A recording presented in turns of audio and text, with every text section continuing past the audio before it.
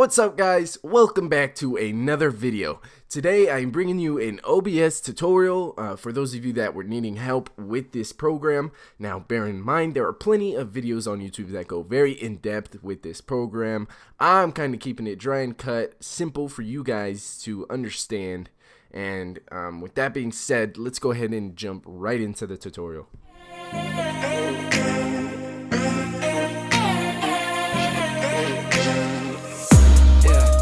Alright, so to start off, you're going to want to head off to obsproject.com or just go on Google and search up OBS. It shouldn't be very hard to find it, and once you get there, it should look like this. Now, I downloaded this one right here, the OBS platform, because I'm using Mac, so I went ahead and downloaded the Mac, and this is what it looks like.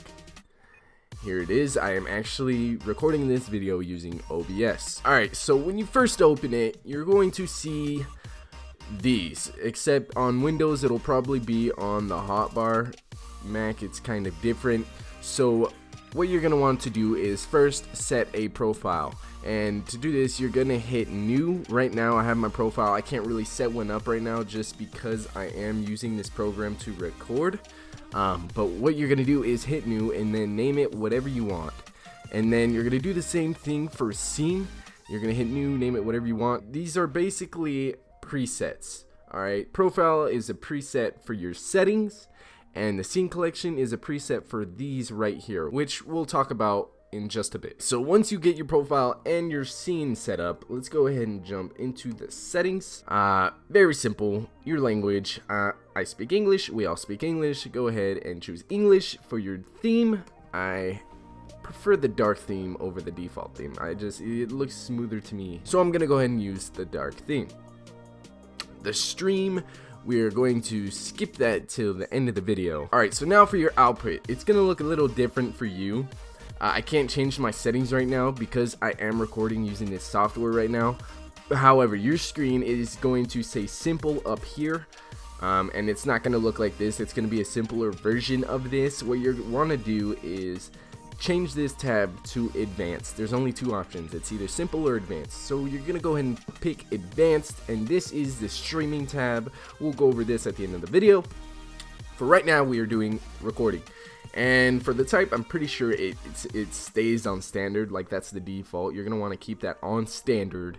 And for your recording path, you're going to go ahead and tell it where you want your videos, your recorded videos, to go. For this, I recommend a different hard drive. If you don't have more than one hard drive in your computer, your hard drive is going to bottleneck. Or simply this means it's running out of speed to handle everything while trying to record and run operating systems and your games, because it already takes a lot of bandwidth to run your operating systems and games already. So just trying to record on top of that is going to really slow things down. So I really recommend go ahead and getting another hard drive to send all your recorded videos to, but that's just my 2 cents. Otherwise, go ahead and set it to whatever you want. Now for the recording format, there are going to be some different options here, and the default option is going to be FLV.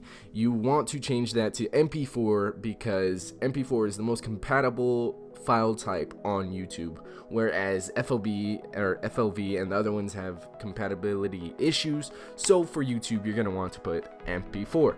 Audio tracks, I know this is one of the sweet features for OBS, and it's being able to have multiple audio tracks.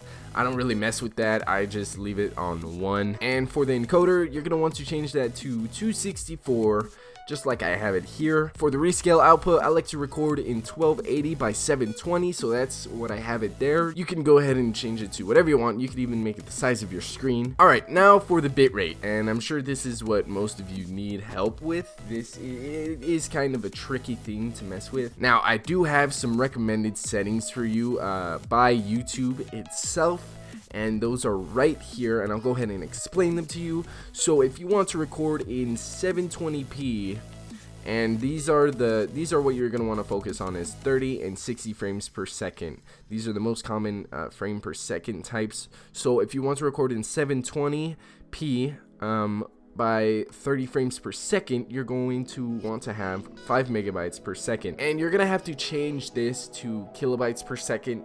So 5 megabytes per second is 5,000 kilobytes per second. Or if you wanted to do 7.5 megabytes per second with a 60 frame rate, which is a high frame rate, that is going to be 7,500 kilobytes per second. Now, if you wanted to record in 1080p in 30 frames per second, you're going to want to use 8 megabytes per second, which is 8,000, or 12 megabytes per second for 60 frames. That is 12,000 kilobytes per second, and so on and so forth for the rest of these. Now you can change it accordingly to whatever this chart is saying. Alright, so as you can see, I use 7,500 because I am recording in 720p. That's just what I like to record my videos in. Alright, now that we have the bitrate out of the way, we're going to move on to keyframe interval, and I leave this at 0. I see some people put it at 2. I prefer to leave it at 0. You're going to go ahead and check this UCBR box, and for the CPU usage, leave it at very fast. I don't see any reason why to change this. I recommend you leave it on very fast. Now for the profile, go ahead and change that to main, and for the rest of these, just leave it alone. Let's go ahead and move on to audio. Now there's 2 audio tabs here. This is for the tracks, the one that I said I don't really mess with. I just leave it on one audio track. And then there's this tab. Now for the sample rate, I just leave it on 44.1 kilohertz. I know there's a 48 kilohertz option. You can choose that one as well, but don't choose anything lower than that. For the channels, you're going to want to leave it on stereo, not mono. If it's on mono, go ahead and change it to stereo. Now, the desktop audio device, you're going to want to leave it at default since the game plays out of Windows default device, unless you know you have it going to a different device. So for me, I'm leaving it at default. For your microphone, I have the blue snowball. There's going to be options here. I have the blue snowball, so I go ahead and selected that. Alright, next, the video tab. For the Mac, this is the only option, which is OpenGL. I know for Windows, it's going to say Direct 3D, and that's the one that you're going to want to choose for Windows. And for the base and scale resolution, like I said before, I like to record in 1280 by 720, so that's what I have for both of these, and these should be the same. So whatever you put here, if you want 1080, go ahead and make this one the same. For the downscale filter, you're going to want bilinear. And for the common FPS, either 60 or 30. I have it at 60. Alright, now for the advanced tab, I am pretty sure these are completely default. If not, I do apologize, and you can go ahead and copy whatever I have there. I just don't really mess with them. And then, of course, the hotkeys, you guys should know what hotkeys are. Go ahead and set whatever hotkeys you want. Okay, finally, the stream tab. For the streaming service, you're going to want to choose Twitch, because that's what that's what most of us stream on, is Twitch. And for the server, you're going to want to select the one that's closest to you. I believe the default one is San Francisco. Yes, this one right here. However, I am closer to Los Angeles than San Francisco, so that is my server. And the stream key is very easy to find. If you have a Twitch, just go to your Twitch, go to your channel dashboard right here. Go ahead and click on this tab, go to dashboard. Alright, wait for this to load up. Okay, and right here it's going to say stream key. You just click on that, and then you press show key. When you do that, it's going to tell you to never show it to anyone ever. You just go ahead and click I understand, and then it will show you your stream key. Okay, so I totally forgot about the streaming tab in the output section. Alright, for this, it is on advanced, or it should be on advanced, because I told you guys to change it from simple to advanced. And you're going to want to check automatically reconnect. Go ahead, put these at 10 and 20. They might be already default, so leave them. The encoding's the same. Go ahead and check this box, check the rescale output, or you don't have to check the rescale output. I check it because I record in 1280 by 720. That's just what I find the best. And for this section, it's going to be kind of different because you're going to want to record in kind of a lower setting when it comes to bitrate. And I'll go ahead and go over the bit rates for you. Alright, now for 720p, you're going to want to record from 1800 to 2500, or 1800 to 2500. Now for 1080p, you're going to want to record from 3000 to 3500.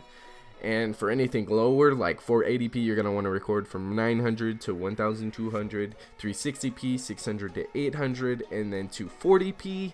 0 to 500. Also, Twitch does recommend that you do not use over 80% of your upload threshold. Okay, so the bitrate on here can kind of vary. So go ahead and head on over to speedtest.net. Should be right there by Ookla. Alright, once it is loaded, it should look like this. Go ahead and press begin test. Alright, so at the end of the test, this is what it should look like. It shows you your ping, your download speed, and your upload. What you want to know is your upload speed.